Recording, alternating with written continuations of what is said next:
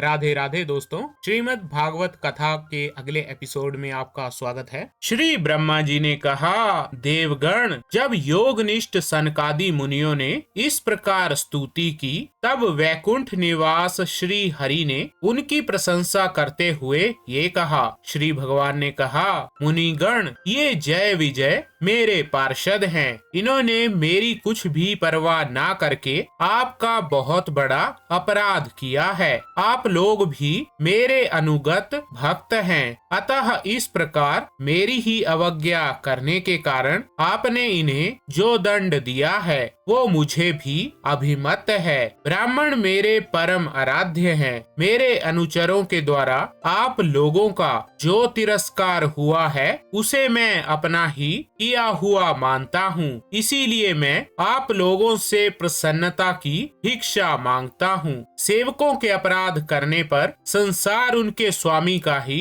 नाम लेता है। वो अपयश उसकी कीर्ति को इस प्रकार दूषित कर देता है जैसे त्वचा को चर्म रोग। मेरी निर्मल सुयश सुधा में गोता लगाने से चांडाल पर्यंत सारा जगत तुरंत पवित्र हो जाता है। इसीलिए मैं विकुंठ कहलाता हूँ। किंतु ये पवित्र कीर्ति मुझे आप लोगों से ही प्राप्त हुई है। इसलिए जो कोई आपके विरुद्ध आचरण करेगा वो मेरी भुजा ही क्यों ना हो, उसे मैं तुरंत काट डालूंगा।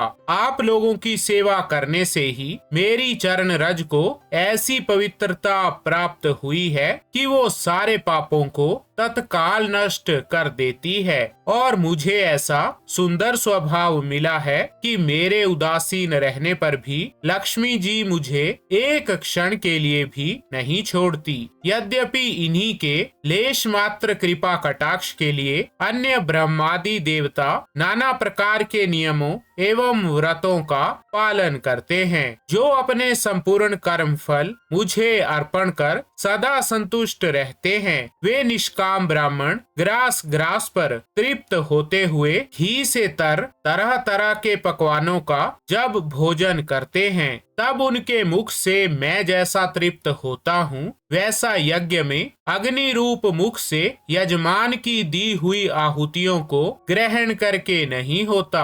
योग माया का अखंड और असीम ऐश्वर्य मेरे अधीन है, तथा मेरी चरणोदक रूपिणी गंगा जी चंद्रमा को मस्तक पर धारण करने वाले भगवान शंकर के सहित समस्त लोकों को पवित्र करती हैं। ऐसा परम पवित्र एवं परमेश्वर होकर भी मैं जिनकी पवित्र चरण रज को अपने मुकुट पर धारण करता हूँ, उन ब्राह्मणों के कर्म को कौन नहीं सहन करेगा। ब्राह्मण, दूध देने वाली गौएं और अनाथ प्राणी ये मेरे ही शरीर हैं। पापों के द्वारा विवेक दृष्टि नष्ट हो जाने के कारण जो लोग इन्हें मुझसे भिन्न समझते हैं, उन्हें मेरे द्वारा नियुक्त यमराज के गृध्र जैसे दूत, जो सर्प के समान क्रोधी हैं, अत्यंत क्रोधित होकर अपनी चोंचों से नोचते हैं। ब्राह्मण तिरस्कार पूर्वक कटु भाषण भी करे तो भी जो उसमें मेरी भावना करके